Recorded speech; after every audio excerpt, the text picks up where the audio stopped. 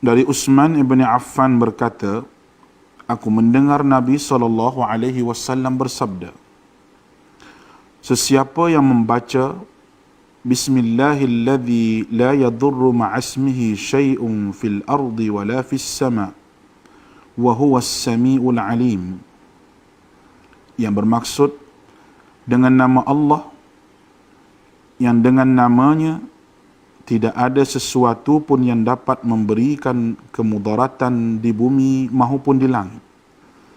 Dialah yang maha mendengar lagi maha mengetahui.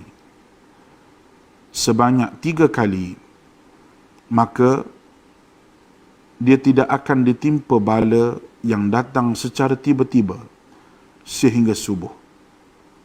Dan barang siapa yang membacanya ketika subuh sebanyak 3 kali, maka dia tidak akan ditimpa bala secara tiba-tiba sehingga petang, iaitu malam. Hadis rawahu Abu Dawud menurut Syekh Syu'ib Al-Arnud. Hadis ini adalah hasan. Bismillahirrahmanirrahim. Assalamualaikum warahmatullahi wabarakatuh. Salam satu bahasa, salam satu haluan, sahaluan. Baik, alhamdulillah. Apa khabar anak-anak pelajar dan sidang penonton yang cikgu muliakan? Kesyukuran dipanjatkan kepada Ilahi kerana dengan limpah dan kurnianya dapat kita bersiaran lagi pada hari ini dalam program tuition online Perlis Mengaji pada hari ini yang telah pun memasuki fasa keempat dan merupakan hari pertama kita bersiaran pada hari ini dan sempena Perintah Kawalan Pergerakan PKP kita yang telah pun dilanjutkan. Baik, sidang penonton sekalian, siaran ini dikuasakan oleh MAIP dan JAIP dengan kerjasama Kerajaan Negeri Perlis dan Jabatan Pendidikan Negeri Perlis.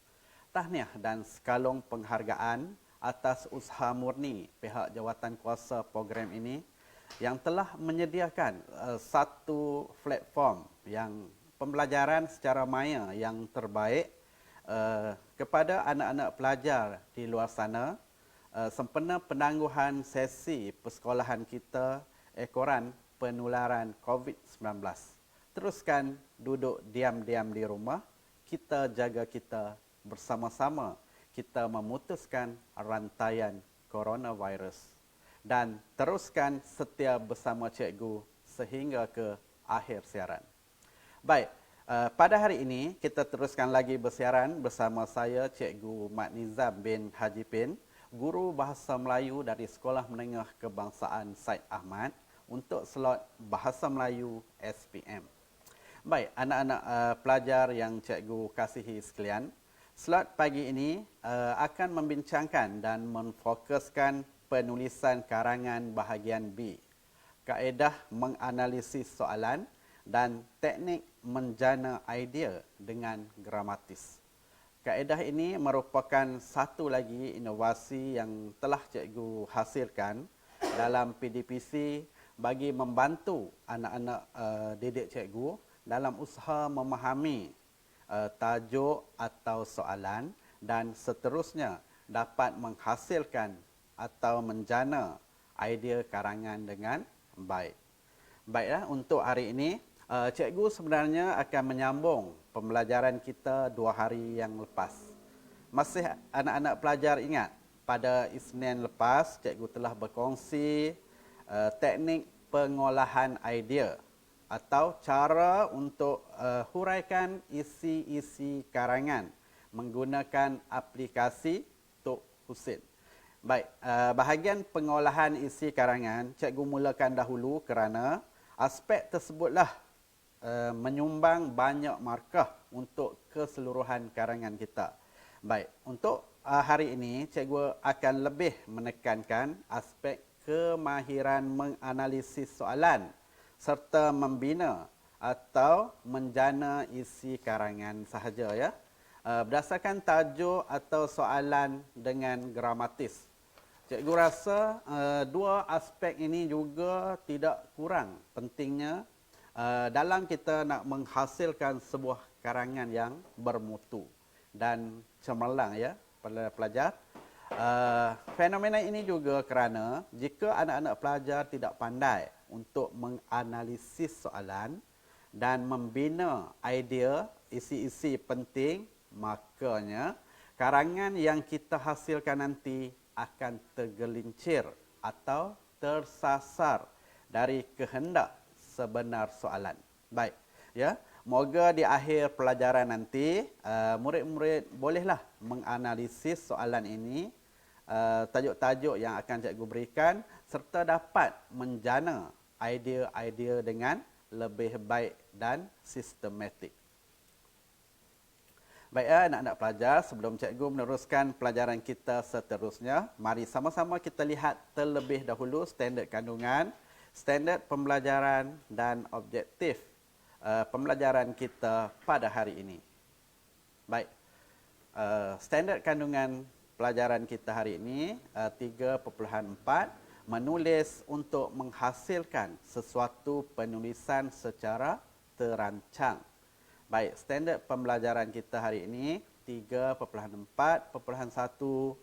menulis kerangka karangan dengan menyusun dan menganalisis isi penting secara terancang.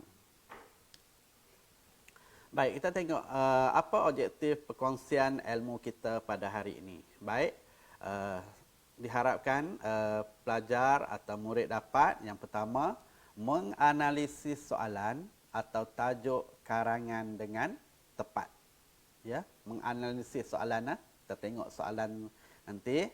Kemudian yang kedua diharapkan supaya murid dapat menjana sekurang-kurangnya 3 idea dengan ayat yang lengkap dan gramatis berdasarkan soalan.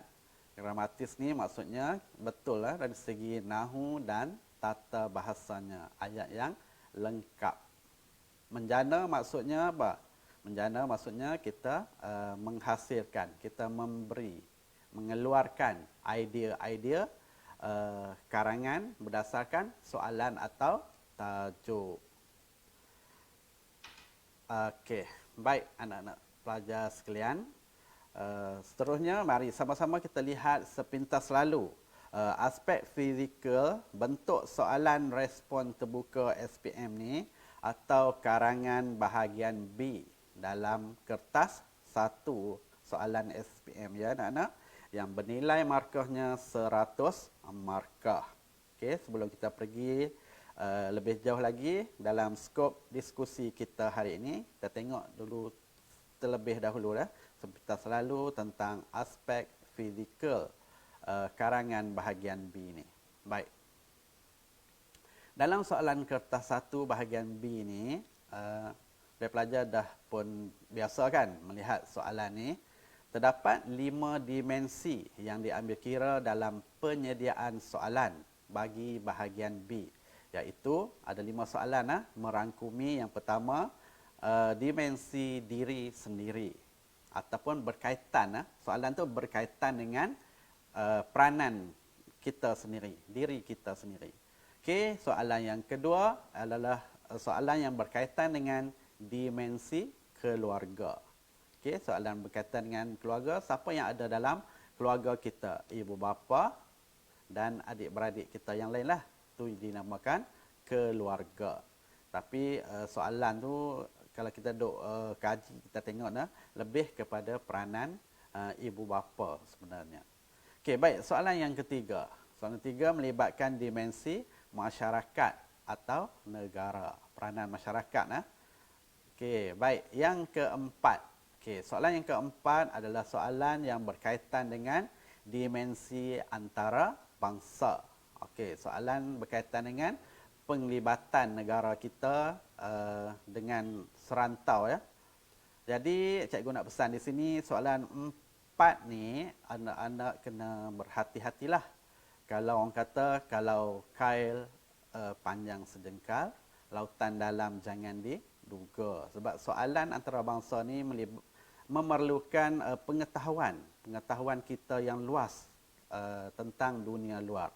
Jadi kalau anak-anak membaca dengan banyaklah mendapat maklumat, informasi berkaitan dengan isu-isu antarabangsa, bolehlah berjinak-jinak dengan soalan 4 ini.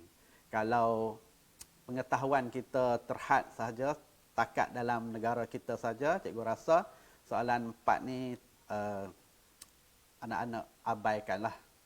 Itu nasihat cikgu saja. Kalau nak teruskan, tak ada masalah. Okey, baik. Soalan yang kelima ialah berkaitan dengan kesusasteraan ataupun Komsas. Okey, itu 5 soalan yang selalu ditanya, disoal dalam karangan respon terbuka atau karangan bahagian B kertas 1. Ingat, ada 5 dimensi: diri sendiri, keluarga, masyarakat dan negara, antarabangsa dan kesusasteraan. Baik, seterusnya kita tengok keperluan soalan.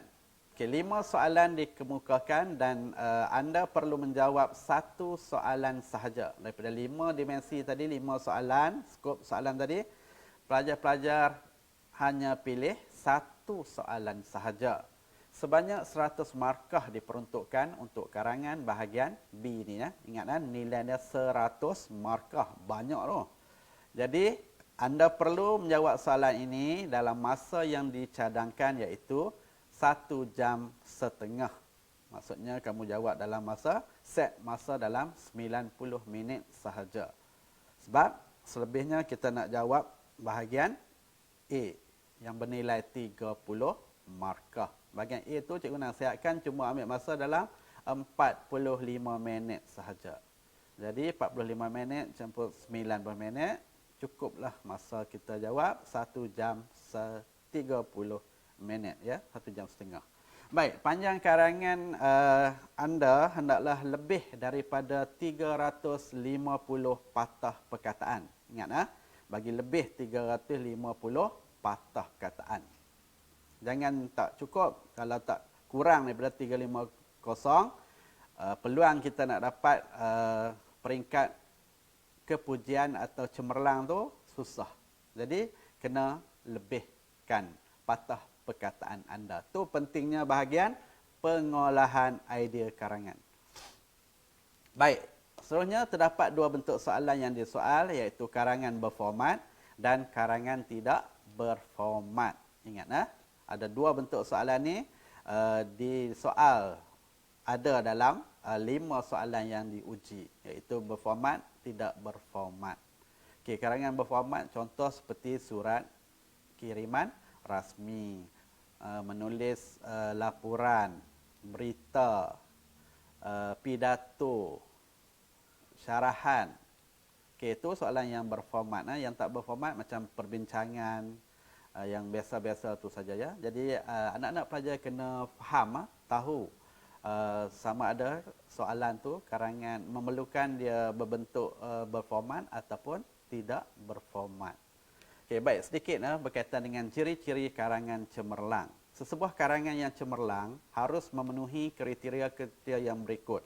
Yang pertama, sekurang-kurangnya menulis 2 ungkapan menarik seperti peribahasa, hadis, cogan kata, kata-kata orang ternama, pantun dan seumpamanya. Mestilah ada dalam perenggan huraian kita tu, sekurang-kurangnya ada ungkapan menarik ni.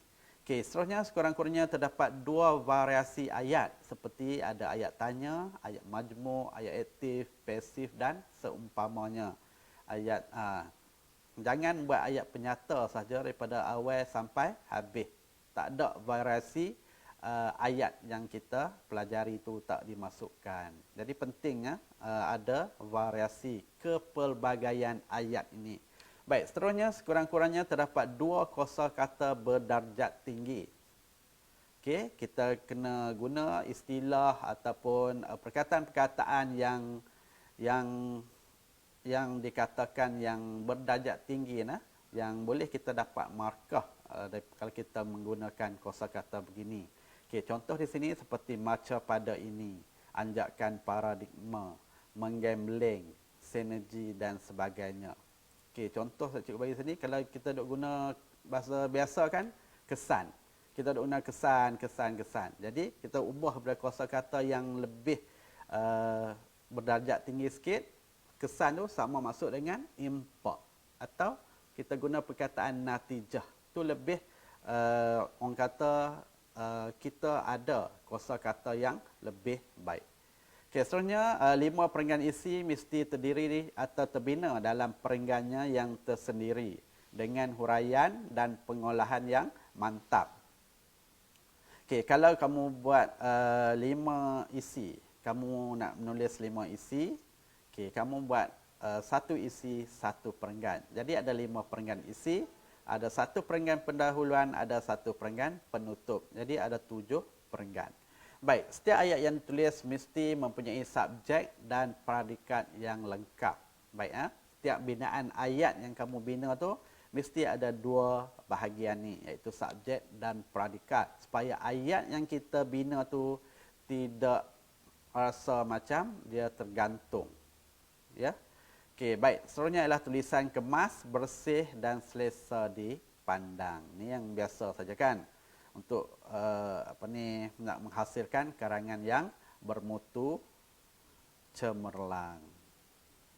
Okey, seterusnya kita tengok sedikit kelemahan calon dalam penulisan. Okey, yang pertama gagal mengarang mengikut jumlah kata yang dikendaki. Unsur 350 lebih, ada yang buat 100 ataupun 200 patah perkataan sahaja. Kemudian mampu menulis 7 perenggan, tetapi setiap perenggan tidak seimbang. Perenggan pertama 2 baris, perenggan kedua buat 7 baris, perenggan ketiga buat 4 baris. Okay, nampaklah ketidakkeseimbangannya.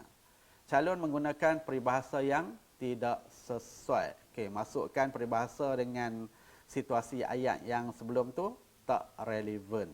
Kemudian kosakata yang digunakan terhad, umum, biasa-biasa saja.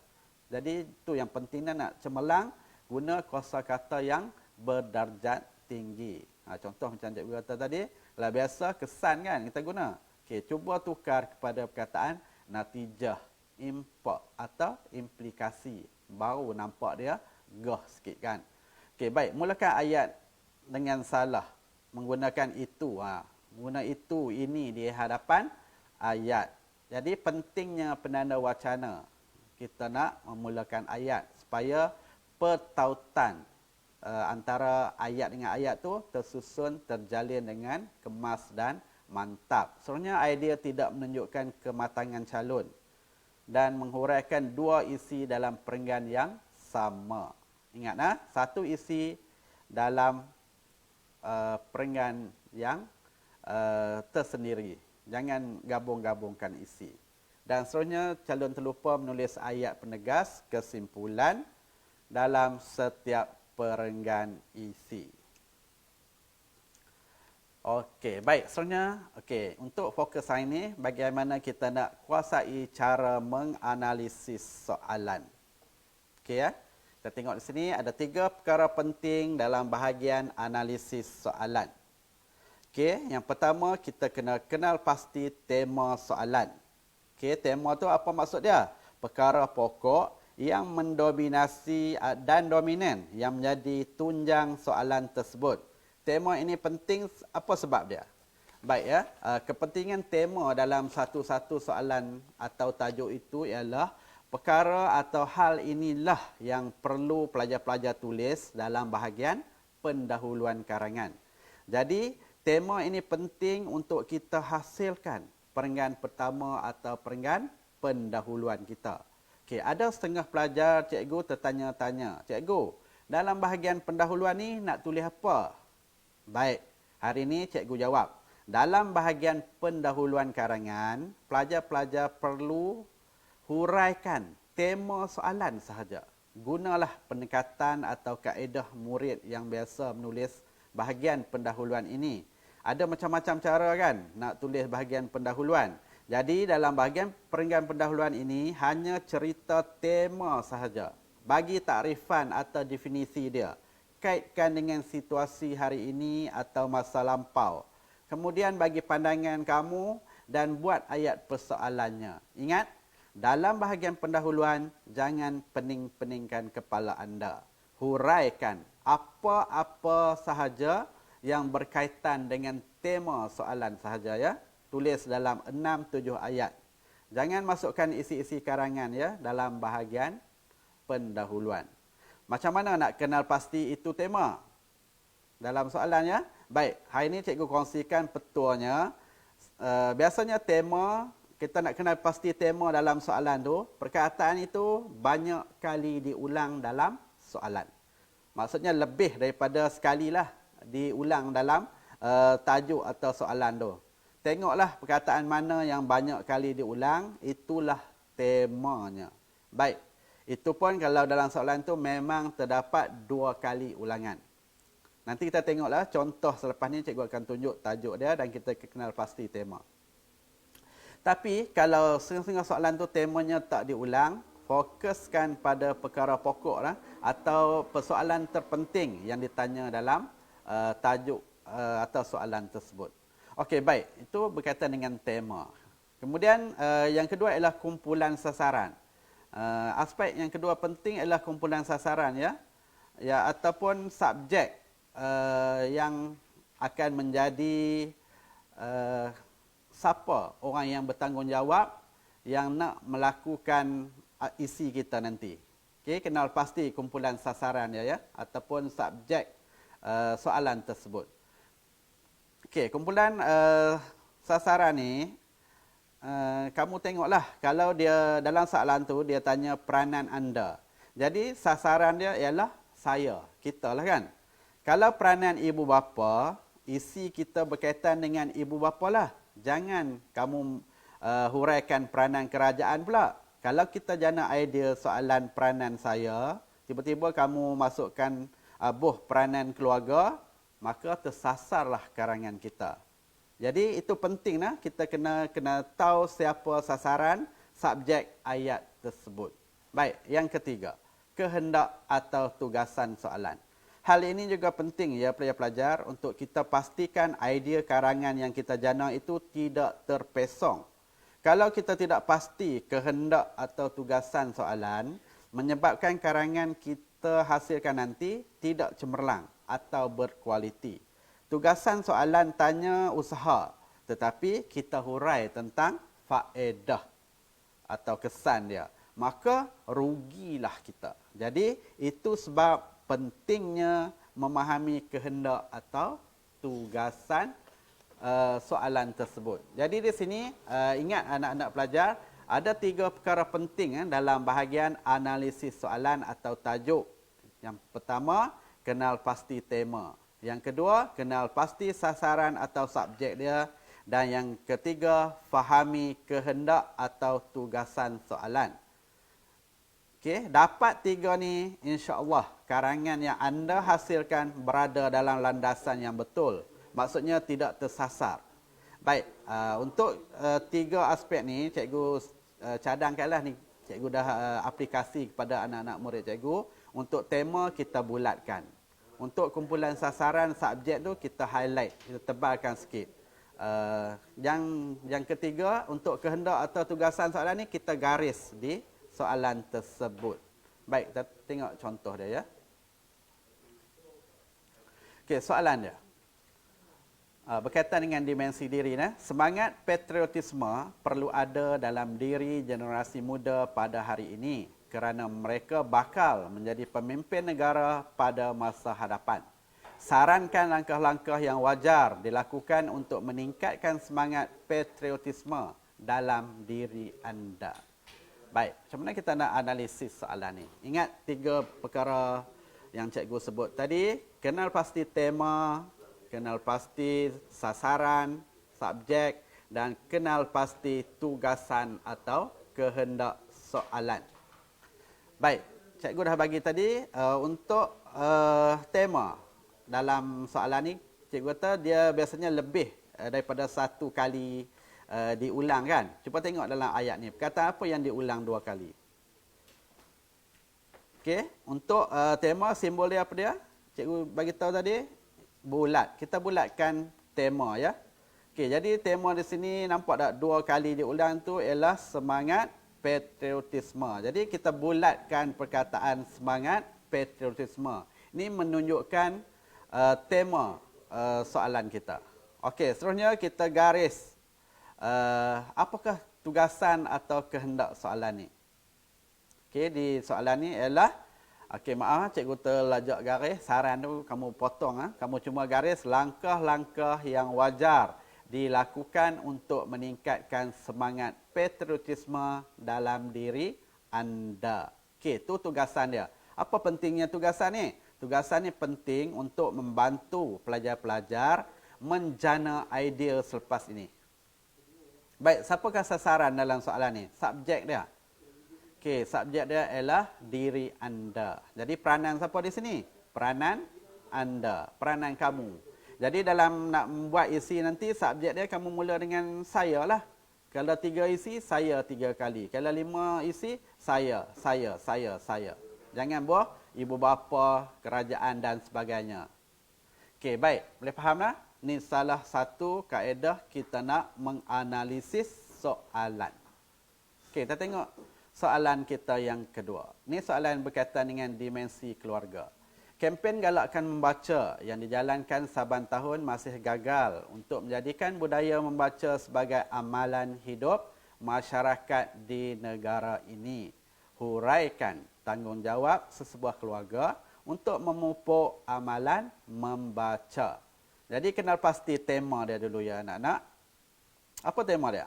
Okey, cikgu kata tadi tema diulang 2 kali dalam soalan. Apa yang 2 kali diulang tu? Perkataan apa? Perkataan membaca. Okey, jadi kita bulatkan perkataan membaca. Okey, membaca ataupun budaya membaca kita jadikan sebagai tema soalan tersebut ya. Jadi membaca ni kamu hurailah dalam bahagian pendahuluan. Cerita tentang membaca, budaya membaca sahaja satu pangkat. Okey, baik, tugasan dia. Okey, tugasan dia ialah tanggungjawab sesebuah keluarga untuk memupuk budaya membaca. Cikgu pun telah huraikan ni, kamu potong ya. Perkataan huraikan tu, ambil tanggungjawab, garis tanggungjawab sesebuah keluarga sampai budaya membaca saja. Itu tugasan dia. Jadi siapa sasaran atau subjek soalan ni? Iaitu peranan siapa? Peranan keluarga. Jadi subjek kamu dah tahu, tugasan dah kamu tahu, tema pun dah kamu kenal pasti. Okey, baik. Seterusnya kita tengok soalan berkaitan, soalan ketiga berkaitan dengan dimensi masyarakat. Baik. Soalan dia, semangat kejiranan merupakan wahana untuk melahirkan masyarakat yang bersatu padu. Huraikan usaha-usaha untuk memupuk semangat kejiranan dalam kalangan masyarakat Malaysia. Okey, baik ya. Tadi kita tengok dah soalan berkaitan dengan diri sendiri, dimensi diri. Yang kedua berkaitan dengan keluarga. Ni soalan yang ketiga, soalan dimensi masyarakat berkaitan dengan peranan masyarakat. Okey, baik. Boleh kenal pasti 3 aspek penting dalam kita nak menganalisis soalan atau tajuk ni. Ingat lagi nah, yang pertama kenal pasti tema, yang kedua sasaran dia atau subjek dia, dan yang ketiga kita kena kenal pasti apakah tugasan soalan ni, apakah kehendak soalan ni. Baik, tengok perkataan apa yang diulang banyak kali, itulah tema dia. Apa dia di sini yang kamu nampak?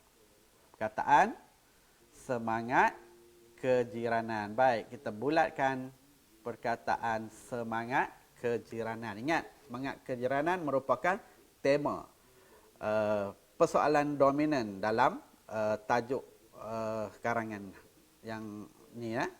Okey, seterusnya kita kenal pasti apakah tugasan atau kehendak soalan ni.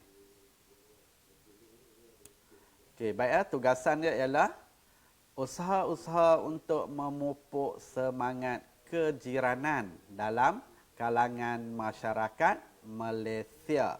Okey, cikgu pun tergaris juga perkataan huraikan tu. Sepatutnya tak payah yang tu. Kamu garis daripada usaha-usaha untuk memupuk semangat kejiranan dalam kalangan masyarakat Malaysia sahaja. Itu adalah tugasan ataupun kehendak soalan. Okey, jadi sasaran dia di sini siapa? Siapa subjek soalan ni? Okey, ialah peranan masyarakat. Jadi, bila kamu nak menjana idea untuk soalan ni, untuk isi-isi dia, kamu bagilah tentang peranan masyarakat.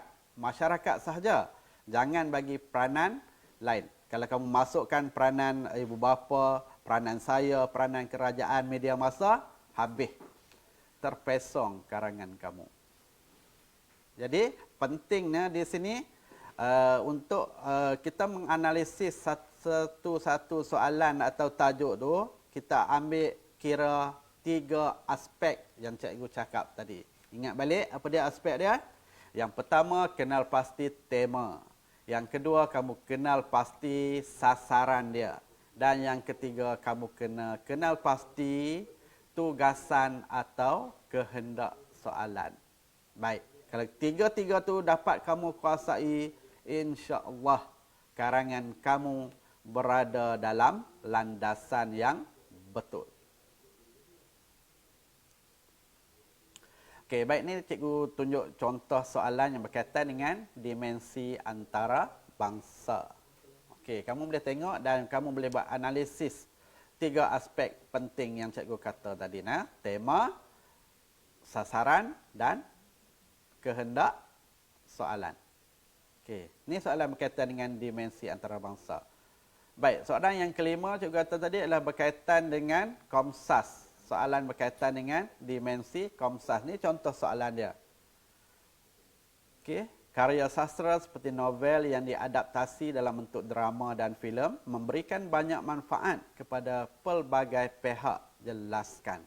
Okey, baik, kamu try buat 3 aspek penting dalam analisis soalan. Tema, sasaran dan kehendak soalan atau tugasan.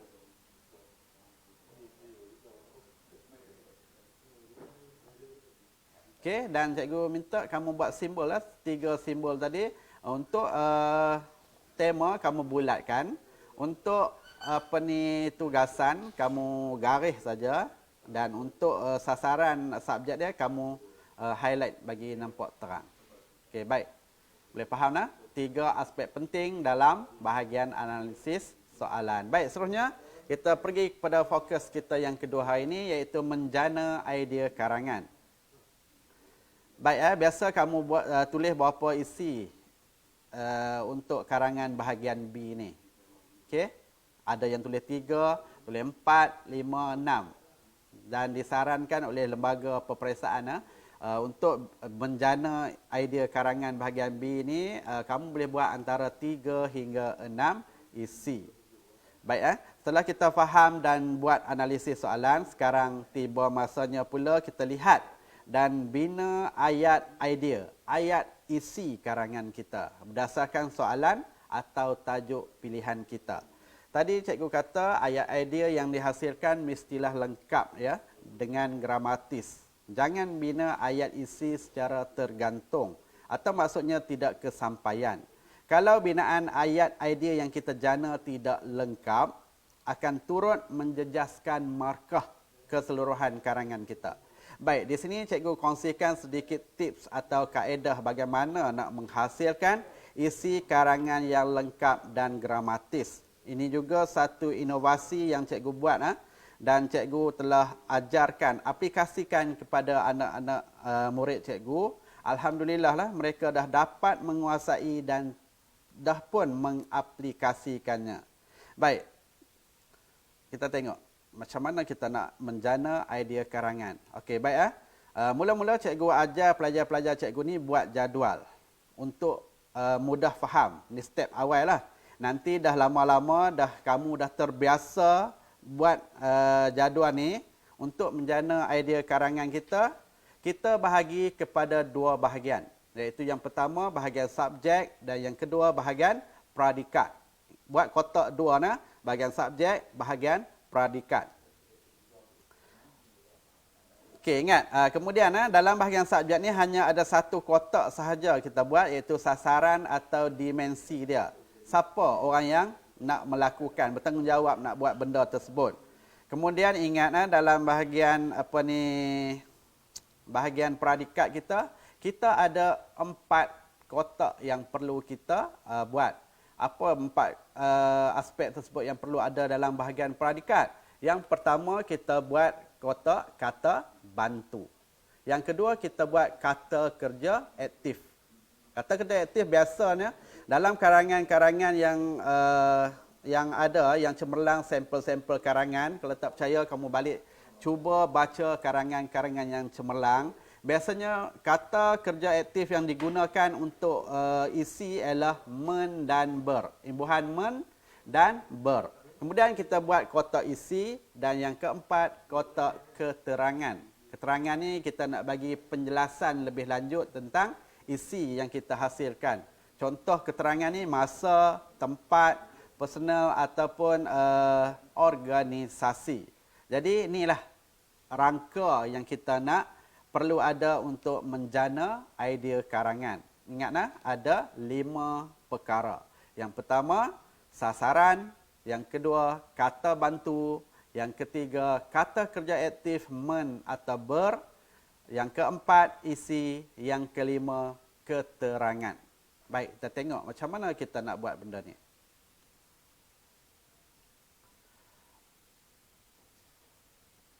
Okey, contoh di sini nah.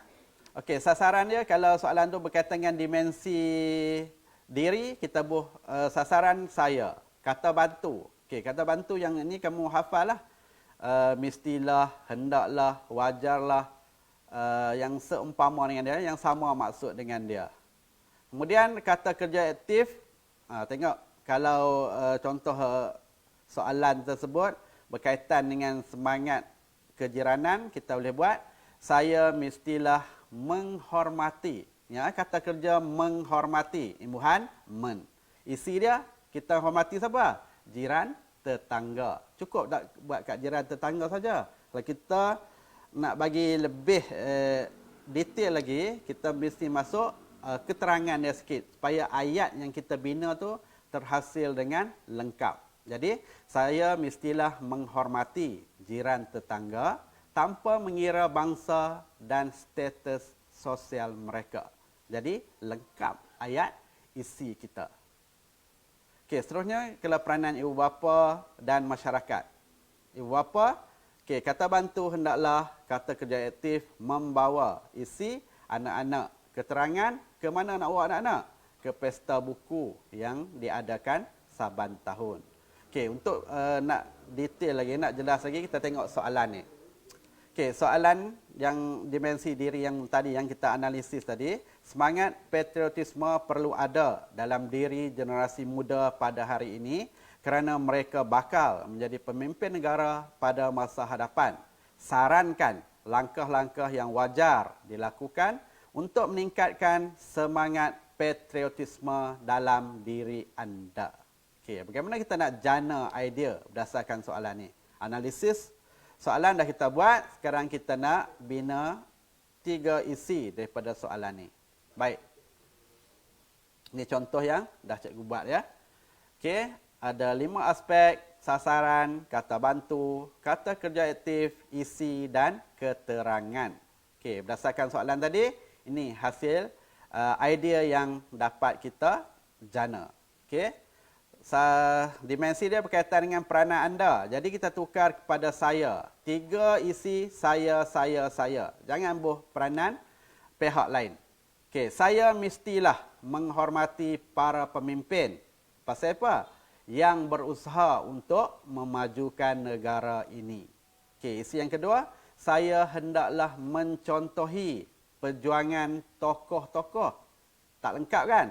Tersambung masuk keterangan sikit. Yang banyak berkorban untuk memerdekakan negara ini. Dan yang ketiga, saya tidak akan melakukan isi dia perkara-perkara negatif yang bercanggah dengan perlembagaan negara. Okey, nampak? Ayat idea yang kita jana, yang kita hasilkan lengkap dari segi subjek dan predikatnya. Tak nampak dia tergantung. Jadi nak dapat cemerlang, macam inilah keadaannya yang perlu pelajar-pelajar lakukan. Ya. Okey, kita tengok soalan yang seterusnya. Cikgu skip lah. Yang ketiga. Okey, semangat kejiranan merupakan wahana untuk melahirkan masyarakat yang bersatu padu. Huraikan usaha-usaha untuk memupuk semangat kejiranan dalam kalangan masyarakat Malaysia. Okey, baik. Analisis soalan, 3 perkara penting kita dah lakukan tadi, iaitu tema, subjek soalan atau sasaran, dan yang ketiga ialah tugasan atau kehendak soalan. Okey, bagaimana kita nak jana idea ni? Peranan siapa sebenarnya ni? Peranan, dah sasarannya kita nampak dah tadi siapa dia? Masyarakat. Jadi 3 kali masyarakat perlu pelajar-pelajar tulis. Okey, di sini cikgu sudah sediakan isi, dah terjana dah idea dia. Nanti kamu nak lebih memahami dengan lebih lanjut lagi, kamu boleh tambah 2 lagi isi berkaitan dengan peranan masyarakat. Okey, baik, kita tengok yang pertama. Masyarakat, kata bantu dia mestilah. Kata kerja aktif, mengadakan. Imbuhan, isi dia mengadakan apa? Masyarakat mengadakan aktiviti gotong royong. Okey, cukup tak sampai kat gotong royong? Rasa macam tak lengkap, tergantung kan? Kita tambah keterangan dia sikit di hujung dia. Jadi, masyarakat mestilah mengadakan aktiviti gotong royong di kawasan kejiranan masing-masing pada setiap hujung bulan. Nampak? Ayat yang kita bina lengkap. Tidak nampak macam dia seolah-olah tergantung kan? Okey, seterusnya kita jana isi yang kedua. Masyarakat hendaklah mengamalkan amalan ziarah menziarahi. Ziarah siapa? Bila kita nak buat tu? Pada setiap masa. Tambah sikit saja. Okey, kamu boleh tambah masa, tempat ataupun apa-apa perkara yang kamu fikirkan sesuai di situ. Okey, baik. Yang ketiga. Masyarakat, kata bantu yang kita guna, haruslah. Kata kerja aktif, masih lagi imbuhan, menganjurkan. Isi dia, menganjurkan apa? Majlis rumah terbuka. Bila? Pada setiap musim perayaan. Jadi, macam inilah cara kita nak menjana atau nak mengeluarkan isi-isi penting, karangan, tajuk pilihan kamu, berdasarkan tugasan atau kehendak soalan. Boleh faham?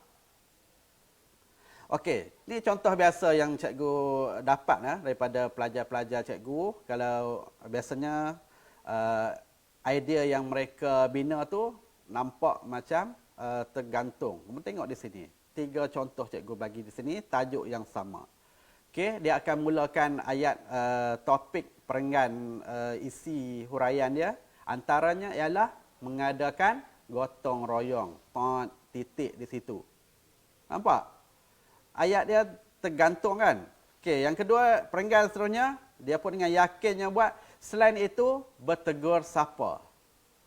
Titik situ, baru dia sambung ayat huraian dia. Isi yang ketiga, di samping itu, mengadakan rumah terbuka. Titik di situ. Nampak tak? Ayat dia tidak lengkap. Jadi, macam mana kita nak lengkapkan ayat ni? Cuba tengok contoh dia. Okey, kita masukkan penanda wacana dia yang cikgu minta kamu hafal siap-siap penanda wacana ayat permulaan dia. Okey, ni pelajar-pelajar yang cemerlang lah mampu menghasilkan macam ni. Yang kurang tadi kamu tengok macam ni sahaja. Kamu boleh beza sat lagi 2 ni, markah yang mana kamu nak bagi banyak. Okey, yang pertama, dari landscape pemikiran saya yang ideal ialah, masukkan subjek dia, masyarakat, kata bantu, sewajarnya. Kata kerja aktif, mengadakan. Isi, aktiviti gotong royong. Keterangan dia, di kawasan kejiranan masing-masing pada setiap hujung minggu. Okey? Dari landscape pemikiran saya yang ideal ialah masyarakat sewajarnya mengadakan aktiviti gotong royong di kawasan kejiranan masing-masing pada setiap hujung minggu. Tengok, calon yang biasa-biasa yang tadi ni, antaranya ialah mengadakan gotong royong. Okey, isi yang kedua. Menyingkap tabir fakta berikutnya. Ni penanda wacana. Kamu kena hafal lah benda ni. Kalau tak hafal, nak main ingat sendiri masa tu, tak akan terjelma lah dalam fikiran dengan kita, kekalutan kita nak fikir ayat apa lagi nak buat kan. Jadi hafal siap-siap benda ni. Okey, menyingkap tabir fakta berikutnya ialah subjek masyarakat. Kata bantu seyogianya. Seyogia ni maksudnya sepatutnya, seharusnya, semestinya menjadikan amalan bertegur sapa, isi dia, keterangannya sebagai rutin kehidupan tanpa mengira kaum atau status sosial. Okey, yang ketiga, menelusuri indikator seterusnya. Ini penanda wacana. Siapa subjek dia? Masyarakat. Kata bantu haruslah. Isi dia menganjurkan majlis rumah terbuka. Keterangannya pada setiap kali musim perayaan disambut. Nampak? Ayat janaan isi kita yang kita nak guna dalam bahagian ayat topik perenggan isi kita semestinya lebih kurang macam ni lah. Baru pembaca, pemeriksa baca hasilan karangan kita ni nampak semangat sikit dia nak baca berbanding dengan yang biasa-biasa tadi. Jadi mula hari ini betulkan yang biasa, biasakan yang betul ya. Boleh pelajar? Okey, baik. Okey, di sini cikgu bagi sedikit penanda wacana dia untuk kamu nak masukkan ayat isi yang kamu hasilkan tadi. Okey, boleh hafal lah benda ni dan pilih 3 atau 5 bergantung kepada berapa banyak isi yang kamu nak hasilkan. Okey, ni antara penanda wacana ayat topik yang boleh kita gunakan. Okey, baik. Okey, kamu boleh tengok pada pandangan saya, dari landscape pemikiran saya yang ideal, dari horizon pemikiran saya yang seterusnya, menyingkap tabik fakta berikutnya, dari tinta kata yang berbeza, dari sudut kodifikasi yang berbeza, dari matra kontra yang berbeza, menelusuri indikator yang seterusnya, ataupun lontaran idea saya yang seterusnya. Setiap ayat topik berbeza penanda wacana. Jangan ulang benda yang sama. Sebab kalau ambil 3 isi, 3 penanda wacana kamu hafal. Kalau nak 5 penanda wacana ni. Gabungkan dengan ayat idea yang kamu bina tadi. Okay, baik, ni antara kosa kata menarik yang berdarjat tinggi yang boleh kamu masukkan dalam bahagian huraian isi karangan kamu. Okey, yang biasa dan yang menarik. Okey, contoh. Okey, seterusnya serius tu kita tukar kepada critical, ikhtiar, usaha, kita tukar kepada perkataan prakarsa, seluruh dunia, sarwa jagat, kemuliaan, keluhuran. Okey, macam inilah kita nak guna. Bukan nak buah banyak, sekurang-kurangnya ada 2 atau 3 kosakata menarik dah memadai. Okey. Okey, baik, soalan kamu boleh tengok soalan ni dan kamu boleh buat analisis soalan dan jana sekurang-kurangnya 3 idea berdasarkan soalan latihan pengukuhan kita hari ini. Cikgu ambil soalan SPM 2018.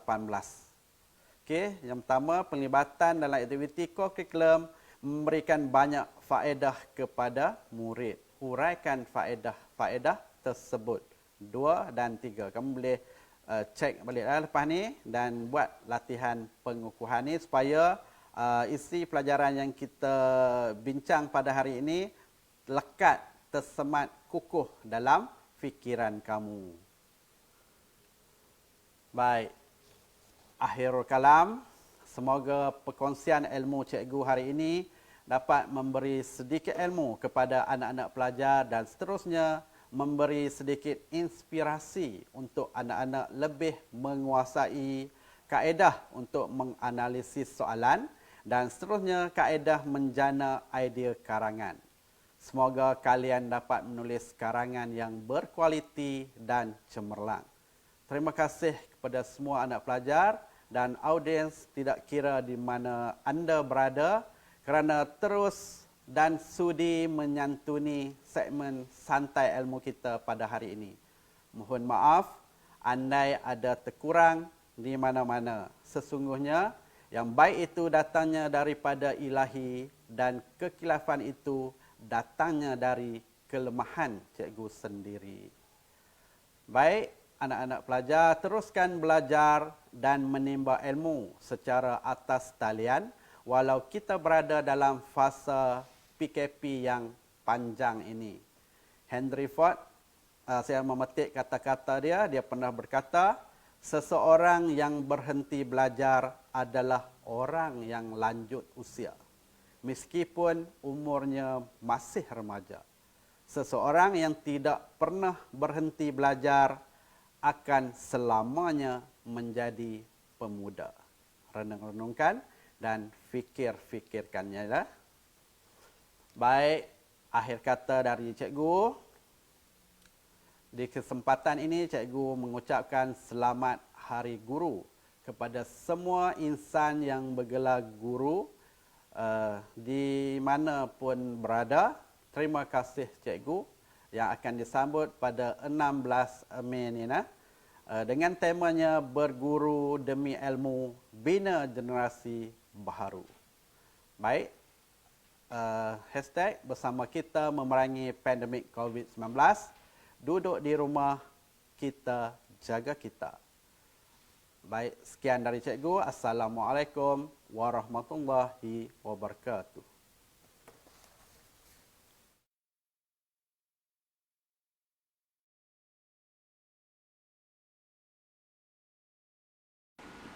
Daripada Anas bin Malik radhiyallahu anhu berkata, Nabi SAW pernah berdoa, Allahumma inni a'udzubika minal barasi wal jununi wal juzami wa min sayil asqam. Ya Allah, aku berlindung denganmu daripada penyakit sopak, penyakit gila, penyakit kusta dan penyakit-penyakit yang buruk. Hadis diriwayatkan oleh Al-Imam Abu Dawud dengan sanad yang sahih.